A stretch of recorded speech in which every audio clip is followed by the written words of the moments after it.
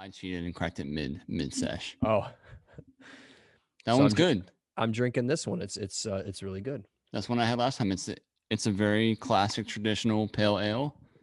Very it's almost lagery to me. Yeah, it's It's good. buttery. It's buttery.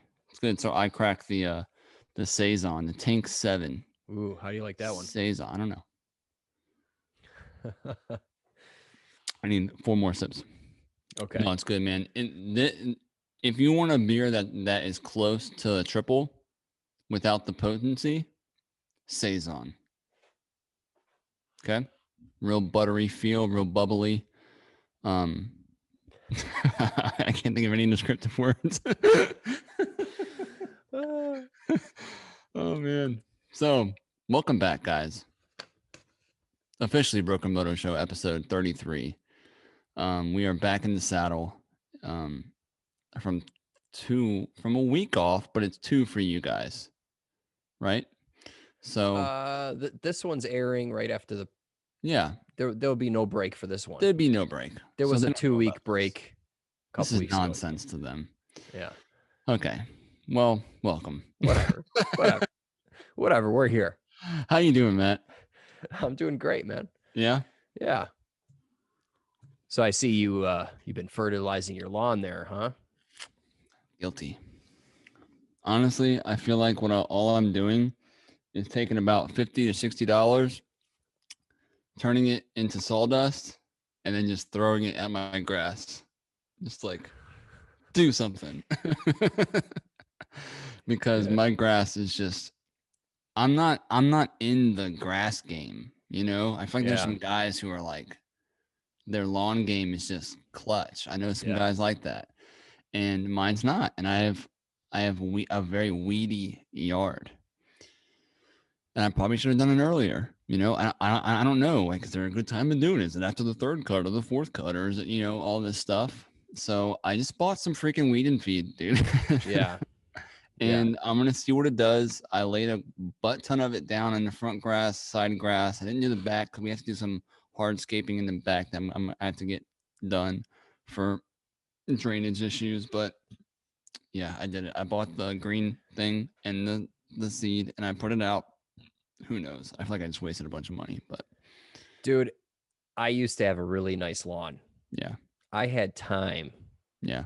And I took some time to take care of it, right? Right. But then 4 kids, yeah, a dog, 7 chickens, motorcycles. Yeah, dude, the lawn, dude, I have holes in my yard, okay? I will come back there and my boys are just digging a hole. I'm like, "What the hell are you doing?" "Oh, we're making a hot tub." I'm like, "What?" They literally, I'm like, "All right, well, whatever." So they're digging a hole, actually multiple holes, and then they put a tarp down, and they go in the house, they're filling it with water, and then they went and sat in it, and I'm just like, this is some redneck shit going on here, okay? Genius, man, genius. I'm sure it was a lot of fun though, you know. So you gotta watch that fun from afar. Yeah, but I mean, like, what I'm getting at is like, yeah, you can have a nice lawn. You could. You just got to put the time in and the money. And I gave or you up. Just pay someone, But still, even then. But I mean, you got to feed it, right? So you got to fertilize 3-4 times a year. You got to, do all that. I mean, dude, and you got to be like a snob about like your kids not having fun. Like, hey, kids, don't play in the grass. Well, okay. Yeah, and like for example, we went to a Cubs game, right, with my boy, and we stayed till the end, and all the kids got to run the bases, right? Oh, cool. Well, stepping out onto the field, they put mats down. They're like, no one can touch the grass, dude. There's like 30 people lined up, and they will not let you touch a blade of grass. Wow. No way, dude. Wow. You can only stay on the dirt. Yeah, so that's the story of that. Who knows how it's gonna go? I don't know. I really think I just wasted a bunch of money, but it was worth a try. No. If you what is that, Scott's stuff? Yeah, it's like a Scott's weed and feed type deal. Yeah, I use that stuff, And actually, I don't use the weed and feed, but I just use the regular because I don't have that many weeds. Okay. I just spot treat the weeds. Okay. But what I'm saying is I use Scott's stuff. I do 3-4 times a year or whatever. And it definitely helps. So, okay. So I guess what I'm trying to figure out right now is like, I put it down. I cut the grass first, and then I put it down so it's real short, and I put it all down, and then I guess I reapply in a couple of mows. Is what I'm thinking. I thought with the weed and feed, you want to put it down when it's wet, okay, or damp, so the granules stick to that makes sense. The leaves, the broad leaves of the weeds, and then that's how it kills it. Probably, dude. And I don't know if you want to mow it because then you're chopping the weed and there's nothing for the granules to stick to. I was really thinking of this as like a ground up type effect. I don't know. I'm sure there's directions on the back, dude. Just read. Yeah, but there's so many. We will return back to this in a week or so, and I'll let you know how. Let us know. Give us some pictures. What's going on, guys? Cody from MotorcycleMD and my buddy Matt from How to Motorcycle Repair. Welcome to the Broken Moto Show, episode 33, where we talk about motorcycles, life, grass, kids, and small motors. And if you have a motorcycle, we would love to hear from you. If you have any questions or ATV, whatever, I'll work on those too. And yeah, we just sit here, drink beer, and talk about stuff. If you want to be a part of that, send us an email. And that email is what, Matt? I completely took over this intro, and I'm sorry. No, it's all right. You know what? You're really good at it, and I suck at it. So, you know, I'm cool with that, man. It's all right. Man. Yeah. All right. So that email is askbrokenmoto@gmail.com. Put your year, make, and model in the subject, and in the body of the email, just your mileage, your problems, and make sure to put your location. Your name is helpful too, so we can call you out. And then, dude, pictures and videos, big time, are big time. We can point out so many things. We can pull up the video, and just talk. And I think that'll you'll get more out of it that way, for sure. For sure, you know, for sure. You would definitely get more out of the answers that you need with pictures and video, guaranteed, 100%. So, right. Even if it's just like a picture of the bike, you know, just something super simple that we can look at, and then because sometimes, like, when you guys ask questions, I have to it's like in the mind I'm building up what the bike looks like, how it's designed, how it looks, what it's using, especially if it's a Honda. I've grown, you know, good at doing that.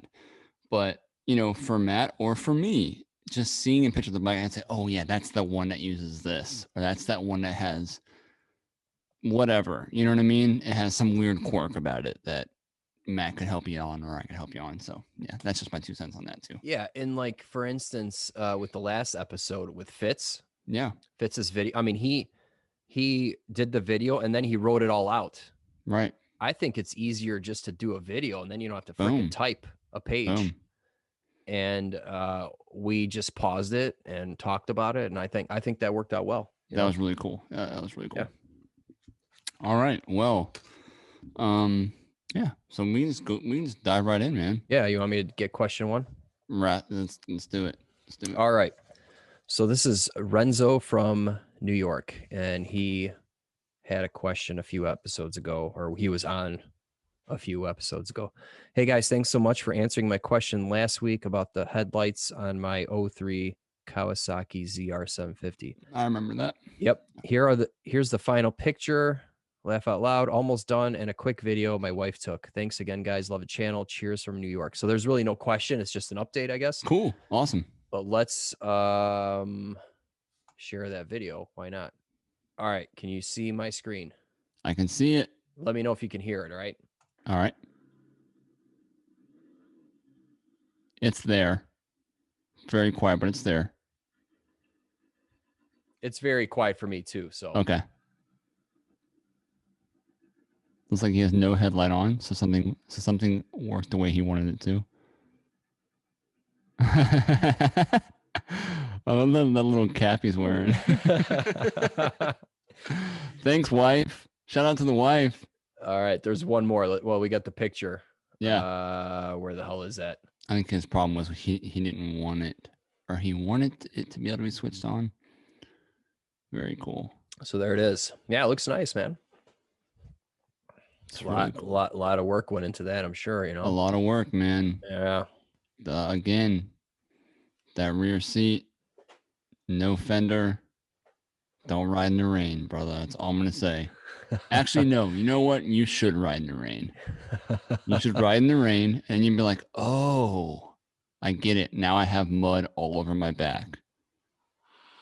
Because I'll tell you what, I'll tell you what, guys. I just saw this on a CX500 that a guy brought in. Chopped it off, looked just like this. CX500, funky vertical motor that's very nostalgic.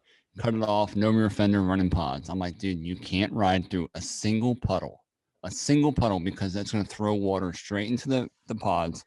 But not only that, when you're done riding, you're going to have mud or dirt up the back of your spine, because when the tire turns through low speed, high speed, it throws it back, it throws it up, and it throws it kind of in this arcing motion where it gets all over you. Yeah. So, but really cool build, man. I'm pumped for you. I guess we helped him out. Yeah, it looks cool. Yeah, I dig it. Great build, brother. Number 2. Thanks for that video, man. And just, it's just cool to see that. So, yep. All right. See number 2. Oh, beer fun. Matt, why don't you run us through our beer fun? What's it all about? Oh man. All right. So we got a beer fund. It's basically a little donation fund. And if you like the show, if you enjoy the show, and if you want to help us out, you can contribute by just buying us a beer. Simple as that. And we have some regular donators. So this week we got Justo a few times, and we got the Fitz a few times. So these guys are obviously competing against each other on who can donate the most or something. Dedicated fans, man. Yeah, so that's awesome. We appreciate it. Or if you want to send us beer, I mean, we had one guy send us a whole 6-pack. You don't have to do that. You can send us one beer, your favorite beer, just one. Send it to us both, and we'll wet our whistles with it. Yeah, absolutely. Yeah, just send us an email. We'll give you the address to send it to. So, thank you guys, Fitz and Justo. You guys are awesome as always. Question 2. Hello, I saw your videos on YouTube with tons of advice regarding fuel delivery problems.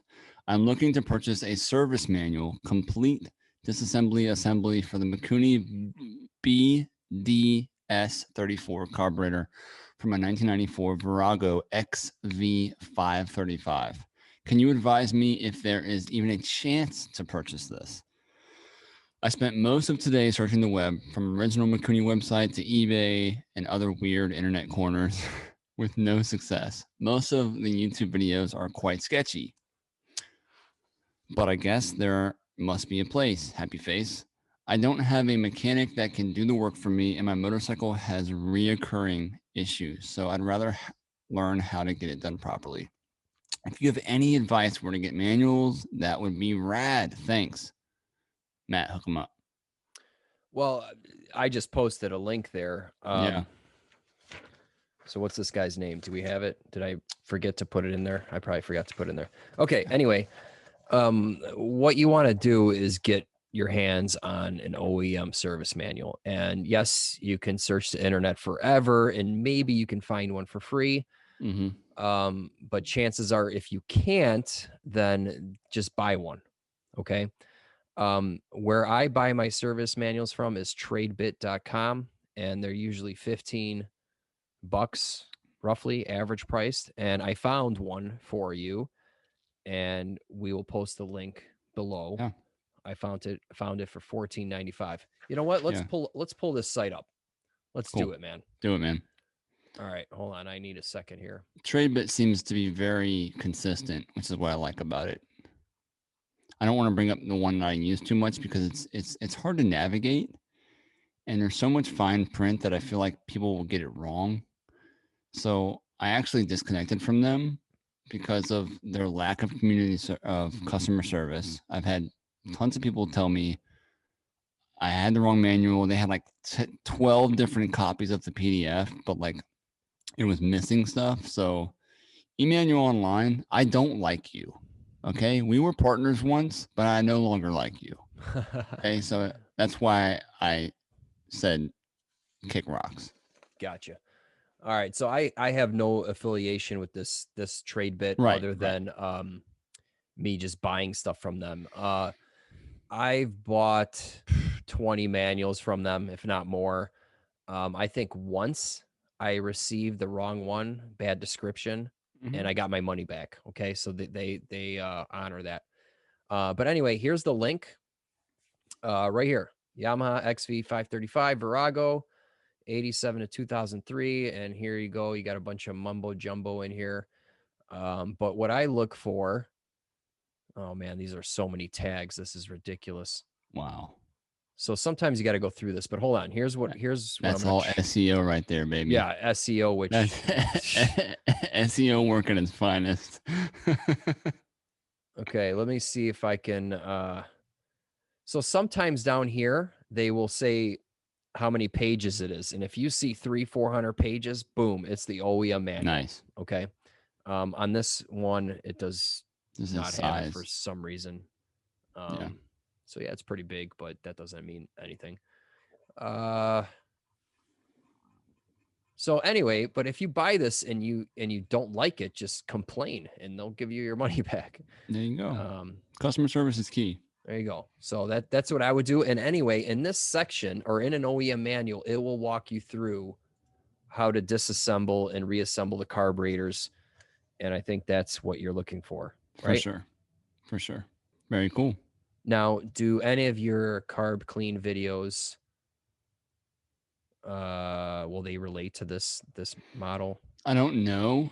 I mean, the basics and all that. I can tell you guys is like every one of my carb videos is fundamental. You know, like it's specific because of it's the model that I'm using, but it's fundamental carb knowledge and fundamental cleaning techniques and fundamental how this works and what you're looking for. So, but I think what I find is that many people are not looking for that. They're really looking for step by step, my bike, my year, so that if I run into anything, it's not, I got to figure this out. They just want, you know, bam, bam, bam, bam, bam. But what I can tell you guys is like a twin carb, single carb, inline four. If you have those, the cleaning practices of how to clean them and to verify your clean is provided in everything that I have, but it's just not specific. Yeah. So that's what I was getting at. I mean, yeah, once you know all those techniques and those methods, you can apply it to any carb. Any carb. I mean, I run into weird stuff all the time because sometimes I'll take on stuff. Like I just took on a gas. You know that company? Yeah. Never heard of it until now. And I've learned that they're actually very popular. It's a 300cc 2-stroke motor, and the guy wiped the cylinder. I mean, he ran straight into a mud puddle, water, everything sunk it, wiped the cylinder. And now I have to learn. And I had to learn going into the carb, but the carb is not too much different from like a CR250, a CR125. You know what I mean? It's so what year was that thing? 2000. I want to say it's like a 2000, maybe 13, something like that. Okay, so it had a key in on it, I'm sure. Yeah. Yeah. Now, gas, is that KTM? So I think it's a Swedish company, and I could be way wrong.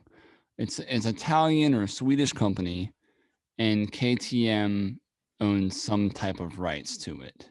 Okay, because like I know like the Husky 2 strokes and the KT. I mean, it's just a branch off of that, and they are very similar. The engines are very similar in some. I mean, they obviously have their tweaks to make it different.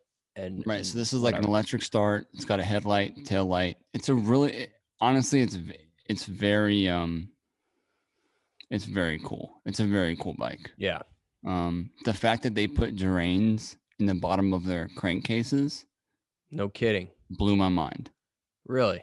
Yeah, man. So if you flood it, or if you dunk it in a pool, you can drain the crankcase, which is really cool. It's just a single 8mm Allen. Unscrew it. I just dumped out a water bottle full of water out of this motor. But it was really cool. You know, it's like, wow, yeah, that I've yeah. never seen that before. And that makes sense. I mean, it's an enduro bike, and what do? They go through freaking rivers and stuff, and boom. Yeah. Okay. Electric start. It's a really cool bike, and I'm actually going to end up rebuilding this, like redoing the rings and the cylinder and stuff. But I have to it's like, I'm always a little bit hesitant for doing this type of stuff because we're right in the thick of things at Honda, which typically we only work on Hondas right now, you know, because these are our bread and butter. But this guy's been a good customer. He has an Africa Twin Honda that I've worked on before. He's actually a fan of MotorcycleMD, and he was like, "Can you take care of this bike? Because I know that you will." And I was like, "I guess I'll learn how to take care of your bike." You know what I mean? Yeah. So, but it's cool to learn new things. So the crank's got to get rebuilt, or are you going to get a new one, or what? Man, honestly, I'm TBD. All right, because I mean, I really don't want to go that far because I don't have too much resources from it. He gave me a disc that's in mostly Italian. Okay. As far as like a manual for it, so TBD. I don't know yet. All right. Yeah, send me a picture of that engine. If it's like the KTM, then I might be able to shed some light on it. Very cool. Very cool. And then there's people out there, because dude, those cranks brand new are super expensive. Rebuilding it is a much better option. It's a touch and go situation right now. No compression, huh? Yeah. No compression. 2 strokes, man. All right, question 3. Okay. Oh, dude, I wanted to show you a tattoo I just got. Oh, okay. Which one? That one right there? This one right here.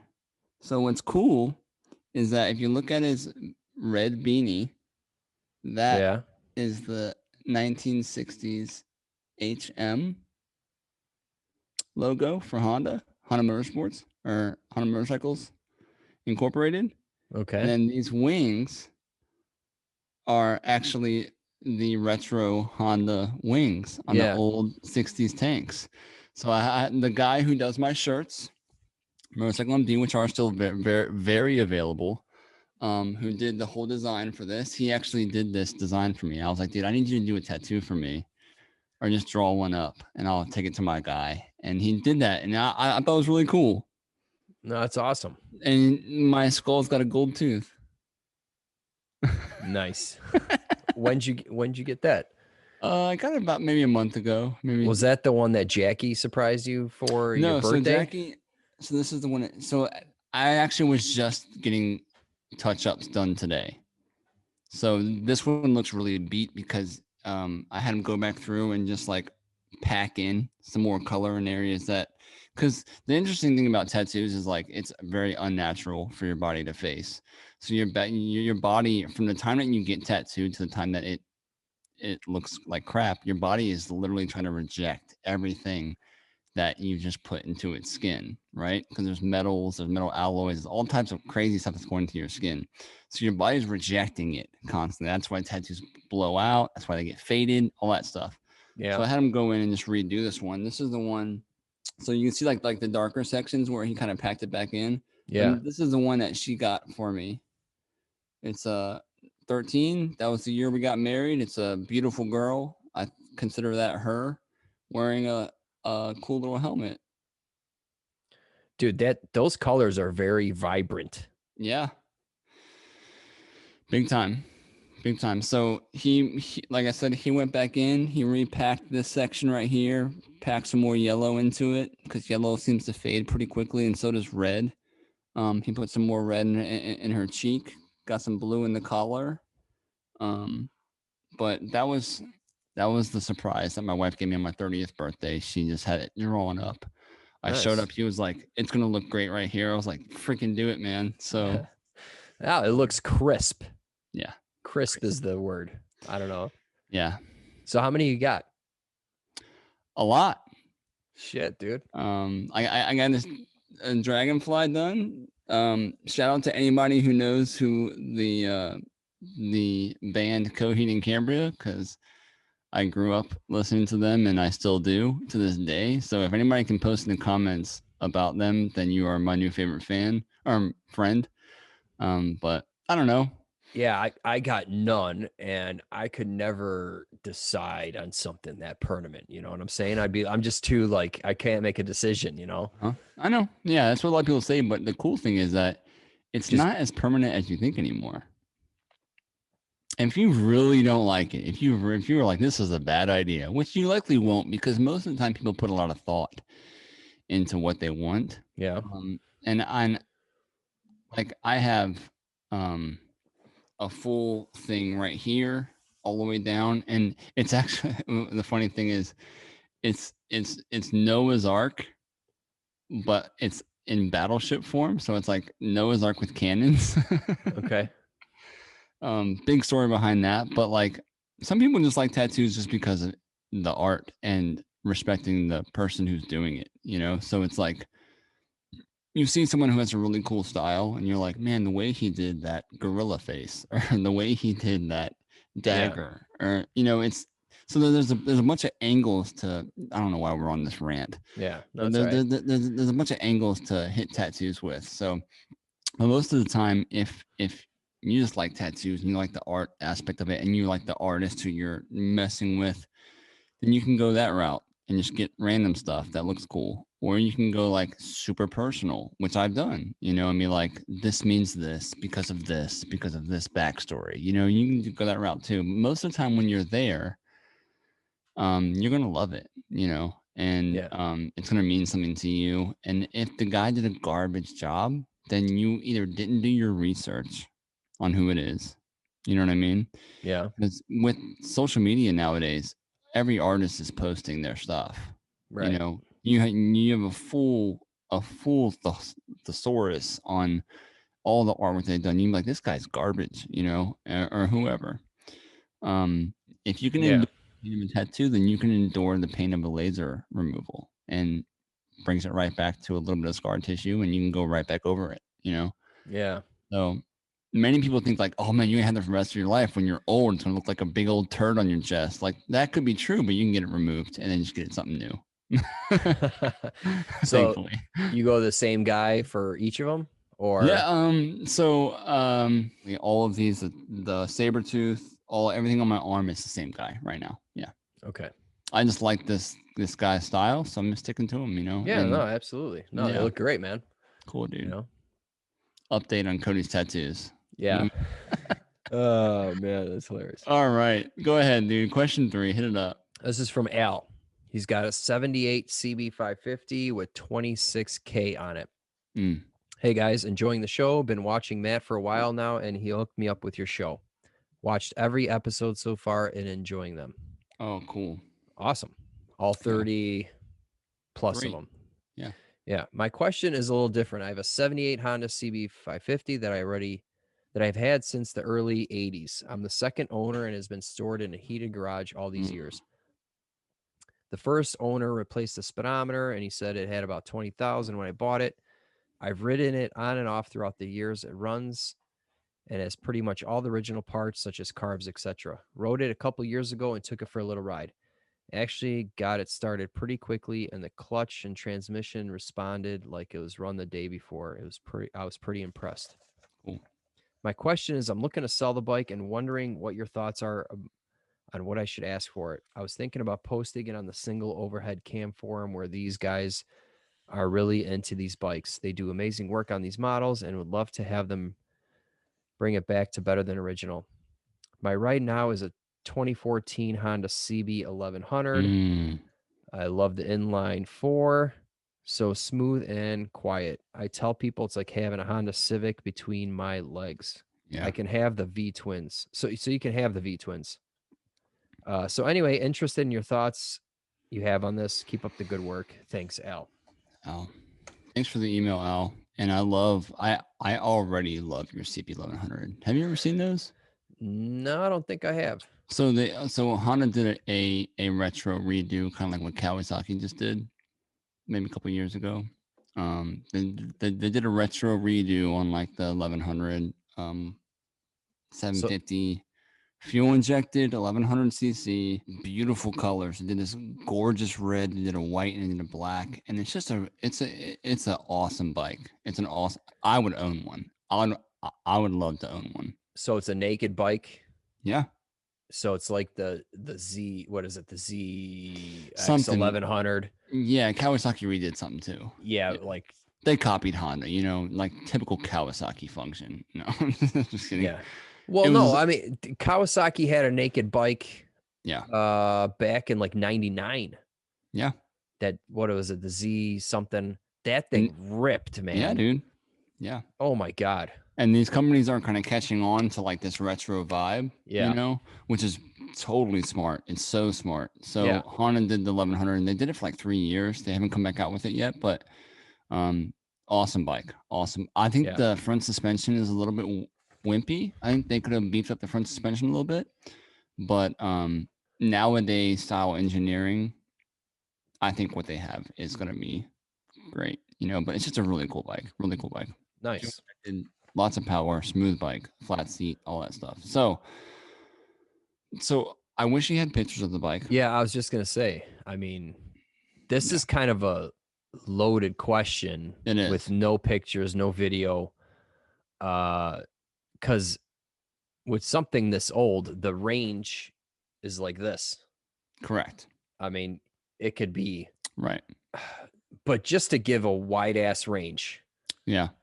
I mean, if it's a running bike, second owner, all original, let's say with selling a bike, your location matters too. Big, huge point. Yeah. I mean, if you're in a big city, you're going to get more money for it. Mm-hmm. If you're in the middle of freaking nowhere, you're not going to get as much. I mean, that's just the way it is. I mean, people like me, I even travel further to get a better deal. For sure. I mean, even like overseas stuff, because if you tap into a auction market, eBay auction, people from overseas can tap in. You guys may know I call Antonio, or however you guys call him. He's from For the Bold. He has a YouTube channel. Yeah, For the Bold. I've helped him out quite a bit. Awesome guy. He's crushing it right now. And I've talked to him about old retro bikes and Hondas and that kind of stuff. And I'm like, yeah, I just picked up this like 350, like the one I'm doing now. I got it for like $300. He's like, dude, that would go for like $2,000 in the condition that it was in when I first got it. So it's a very different market. They're just very rare, or whatever the case is. So this is a loaded question. Color matters, condition matters, which we don't know, but it stops, starts, and steers. So I base sale off of stop, starts, and steers. If it stops, starts, and steers, it's an old vintage Honda, I think it's worth at least $1,500. But now we're talking a 550. These were kind of really cool because it wasn't the 500. The 550 was a little bit more, it was different. Head gaskets still leak. They still had their own issues, but they had different color schemes, bigger gauges, just a bunch of different stuff. And I just quickly Googled for sale 550 in a roundabout area. I think it jumped up to Illinois as the closest one right now, but it was like in a pile of weeds. The tank was discolored. It hadn't been ran in 10 years, something like that. And he was selling it for $2,200. Yeah, that's wishful thinking. He'll never get it. It's wishful thinking, but I think a fully running bike, I'm going to stand right here at this point, a 550. If it's, I can't think of what colors they are, but they might have had a blue one. I don't think the brown ones go for as much, but if it's a cool color, I think they had like a yellow one or a green one or something like that. Yeah. I think if you had it in great condition, OEM, good tires, it runs, I think that he could pull around $4,000 for it. Yeah. If it's in really good shape. Yep. Sure.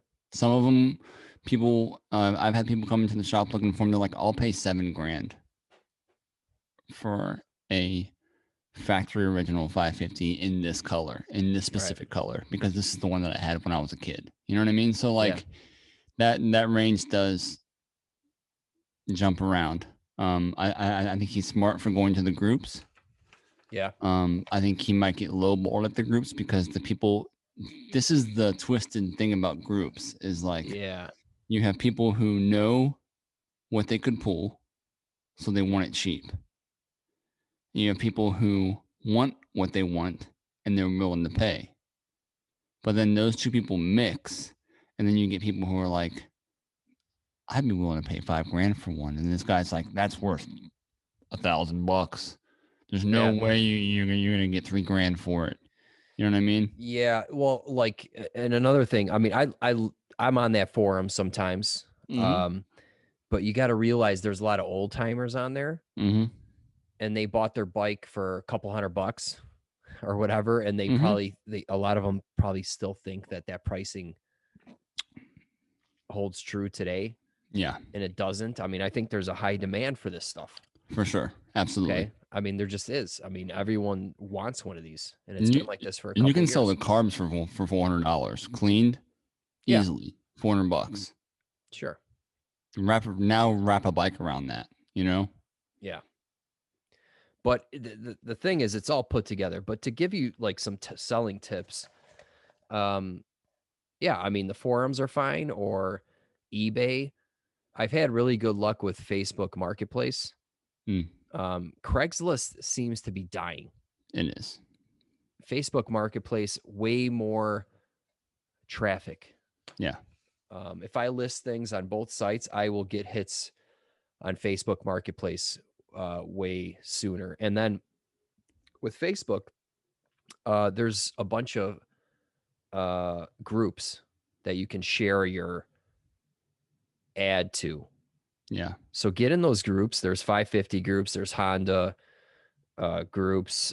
There's probably a million groups that you can post this in. One helpful thing that I will add to this is like, if you find a buyer who is outside of your neck of the woods in a different state and is concerned about shipping, there's a really cool app that you can get on your smartphone. I'm gonna find it real quick for you. And it is, let's see. Did you have anything else you wanted to add? I'm gonna look for this real quick. Maybe if you're stuck on the price, spend a few weeks looking for similar ads, so you can kind of see what the market is asking, and that way you can know what to price yours at. Because again, without pictures, it's hard. And then you're in a good spot because it is end of March. I would say April, May, you're going to have no problem selling that. That is peak season. People are all excited about getting a motorcycle, and you can sell it pretty quickly. All right, I found it. So it's making me update it right now because I haven't used it yet in a while. But it's an app called UShip. Oh yeah. Okay. And it's really awesome because what you do is you post what you want shipped, motorcycle, whatever, and people will bid on it. They'll bid, and so you're pretty much trying to find like the low, or the lowest mid grade, and they'll even post pictures of what they're carrying it in. If it's a van, if it's a trailer out in the weather, if it's an enclosed trailer, they'll post pictures of that and say, hey, I'll ship it for $300, $200. And then this is what I'm shipping it in. This is my track record. This is my rating, whatever. Yeah. Really, really cool thing that allows people to like bid on it. And you can pick the lowest one. You can pick the, whoever you trust. And it's a really cool app that you can have on your smartphone. Yeah, I've used UShip, and well, that's going to be the buyer's responsibility. You put that totally on the buyer's. Yeah, but if you're worried about auctioning and that kind of thing, yeah, okay, I got you. There are answers to that. Yeah, that are like hands free. Like it's stress free. You know what I mean, dude? I bought my 12-bolt rear end for my Chevelle from somewhere in the middle of Indiana. Yeah. And I hired someone on UShip because, dude, I don't have it was like 4 hours each way. Right. I'm like, that's crazy. I got it delivered for $180. Boom. So someone drove for 6 to 8 hours round trip for $180, right? Yeah. And it's so funny when this guy got here, he's like, dude, is it safe around here? Because he was like from some farm city. I mean, dude, he's like, where do I get gas? He was all messed up, dude. You know, and he had this truck. I don't know how this truck made it here, dude. This thing was, the guy texted me. He's like, dude, I don't know if that truck's gonna make it, you know. Like, oh my God. He probably spent $250 in gas. I mean, this thing was running like shit, dude. Oh man. So anyway, but you got it, and it was, you know, you had to worry about it. Yeah, and that's right. Otherwise, them breaking down and just delaying the shipping method. But yeah. Cool, man. So best of luck on your sale. I would love to see pictures of it, you know, and that would have been cool, but we can move on. So question 4. Matt and Cody, I just finished watching this, I think it's a documentary, and had to pass it on. Hopefully you can find a way to see it. The streaming service that showed it to me was Canopy. Looks like Amazon has it too. Anyway, I highly recommend it, especially for you two, as it's from the point of view of wrenches, not just riders. It's done from the heart and well worth seeking out. So he gave us a little link, IMDb, the Greasy Hands Preachers is what it's called. This documentary film explores the revival of manual work through the passion of motorcycle enthusiasts who have found their way to a happy life. Shot in 16mm in California, Utah, at Bonneville, Indonesia, Spain, Scotland, France, mechanics and custom shop founders tried to understand the difference between manual work and intellectual work. The unique satisfaction that comes from doing some tangible, the sense of time, the relation between the form and the function, the joy of riding in a beautiful landscape, and the community of friendship that a motorcycle creates. I'm sold, dude. Yeah. I'm sold on this. This is from Paul. Paul, thank you for sending us this. Again, guys, this isn't motorcycle question related. It's just like him giving us some sweet facts. I want to check this out. So you can see my screen, right? Let's see. Yes. Okay. Yeah. So here are the 2 links he shared. So here's it on IMBD or whatever. And then here's this guy here. So yeah, I wanna check this out, dude. I'm gonna check it out, man, for sure. Thank you for sending us that. Yeah, thanks. I found it on Amazon Prime Now app for your TV. They have a lot more indie style documentaries. Yeah. If you just type in motorcycle, you'll find 30 of like chopper builds, garage cuts, just stuff that gets passed by, you know. So thank you for sending us this email. I will watch it. I will watch it. I guarantee you I'll watch it before next episode. It'd be cool to be on one of those shows. Yeah. Oh man. That's it, right? Yeah, I think that's it. 4 questions. Still took an hour, I think. So it's been good talking to you, Matt. It's been a while. Yeah. So we had to catch. Well. Yeah, dude. I mean, it's finally getting a little warmer here and stuff, and no snow or any of that shit. So, you know, how's the weather looking in the future? Is it still looking pretty cold, or? Well, today was like 65 and sunny and windy, but tomorrow's gonna be like 45. Okay. But let me check right here. When is it like spring for you guys? Like it's spring. Doors open, windows open. Well, life's good. I mean, I had the windows open today. 65 is hot, dude, right now. Okay. Yeah, I'm sure. We got 48, 40, 52, and 71 on Saturday. Nice. So that's going to be... No rain? It doesn't say so, but, you know, it's probably going to be wind. It's not going to be like awesome. It's probably going to be windy or something stupid. Right. Yeah, our winter's over. Our winter's over. I think we have one more cool day on Friday. It's like 48, 50, but then it's like 60, 70 stacks. Man. And it's just smooth sailing. So nice. I mean, I was talking to my wife. I mean, we're going camping in June, but I want to plan. I mean, we haven't gone on vacation because of COVID and this and that and whatever, but I want to plan a vacation or road trip for maybe September ish, or just plan something, because you know what's going to happen is the vacationing industry is going to boom once they let us all out 100%. Right. You know what I'm saying? Right. Like once everyone, they tell us it's safe and whatever, everyone's got their vaccine, right. It's gonna, you're not gonna be able to find a place to stay anywhere, I think. For sure. Everyone's gonna be traveling, airplanes and whatever, and I don't know. So I want to book something now. Sweet. What are you thinking? I have no idea. We were talking about it, and I just, if we do a road trip, max is about maybe 1,200 miles from here. Okay. From so here, that's like 9 hours, 10 hours. Yeah, more than that.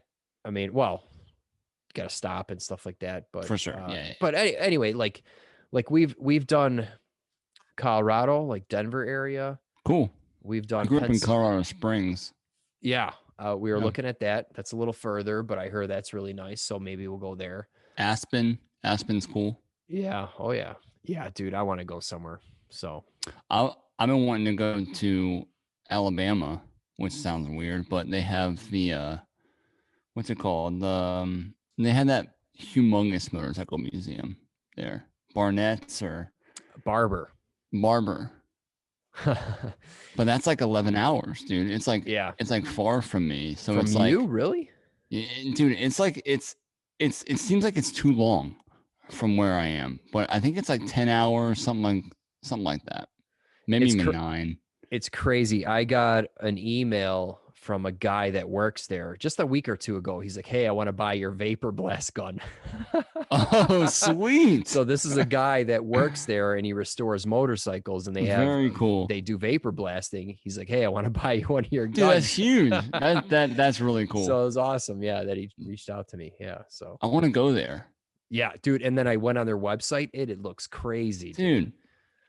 Yeah, it looks awesome. Like we have like a Wheels of Time place in North Carolina, but it's like it's not that place. And I want to go to that place because they got like vending machine motorcycles. Dude, they had like motorcycles stacked. Dude, just stacked, man. And then they have some tracks there. Yeah. People are, racing the tracks and whatnot. Oh man, just looked awesome. So that'd be cool. I'm not sure how Alabama trip looks. You know what I mean? Like, I'm not sure if it's like a vacationing spot. It's like a on the way spot. Maybe I don't know. I don't know anything about. Yeah. So that's probably somewhere I would never go with my family. You know what I'm saying? Just because my kids wouldn't appreciate that shit. For sure. They need a pool and a beach and. Are you guys beach people? Yeah, I mean, yeah. Yeah. I mean, we did a trip to Pensacola. It was awesome. Yeah. Right on the beach. That sand is something else down there. Yeah, man. It's just white. Very cool. Saw the Blue Angels come back from somewhere. They just very cool. right in front of our place, dude, in formation. Dude, I don't know. I can't think of a bad spot in Florida, to be honest with you. Yeah. So, are you guys big camping people? Yeah, I mean, we go once a year. I mean, we went last year and we're going this year. You guys pitch a big old tent and all sleep inside? Dude, it's like 500 square feet, No, we have like a 10 or 12 person tent. It's huge, dude. Setting that up is fun. Cause it's not bad, but I mean, dude, there's 6 of us. Yeah. We have three queen mattresses that I got to fit in this thing or some shit. Man, it's just living your shoes on a camping trip would just be a fun time. I'm cooking and washing dishes all day. you know, and That's an intense setup. and stoking the fire just to cook some food and whatnot. You get like 15 minutes of like, this is why we come here. Like in silence, maybe a little bit of silence, a little bit of fire, a little bit of beer and some seat. Yeah. Oh man. Yeah, it's either I'm drinking coffee or beer all day, dude, you know, and it's cool, man. That's cool. But yeah, I'm dude, trying to get into that with my wife too. She is very, very mosquito conscious. Okay. Like she'll come outside and be like, I'm going inside. So I'm slowly been buying things, thermosills, lanterns with thermosil pads with butane lighters in them, and like slowly buying these things. I'm like, we just bought a Subaru with 4-wheel drive on it. We're freaking going somewhere in this thing, you know? So I've been trying to dabble into camping. So, I mean, a camping trip can be awesome or could really suck depending on the weather, right? I grew up camping. Yeah. Yeah. So, but we went last June and I swear to God, the weather was like 75, low humidity, no bugs. And it was just perfect, man. Yeah. Like even at night, it was like still. Is that local? Well, yeah, it's like 3 hours from here. And it was great. And but then again, we've been on camping trips where it rains the whole goddamn time. Oh, so it's man. like, dude, like, you know, brutal. You never know, you know. Well, wrap it up, Matt. Take us home. All right, guys. That was 3-4 questions, whatever. I don't know anymore. Yeah. But anyway, so here's how you get a hold of us and how you submit questions. Our inbox is empty, but in the future, it may not be. Whatever sense that makes for you guys. All right. Anyway, the email is askbrokenmoto@gmail.com. Submit your tech questions and be featured on the show. Yeah. There you go. That's it. That's it. Matt, it was awesome talking to you, man. Yeah, good to see you again. Yeah. It's always fun, man. Hopefully we'll talk next week. That's right. All right. Later, guys. Later. Thank you.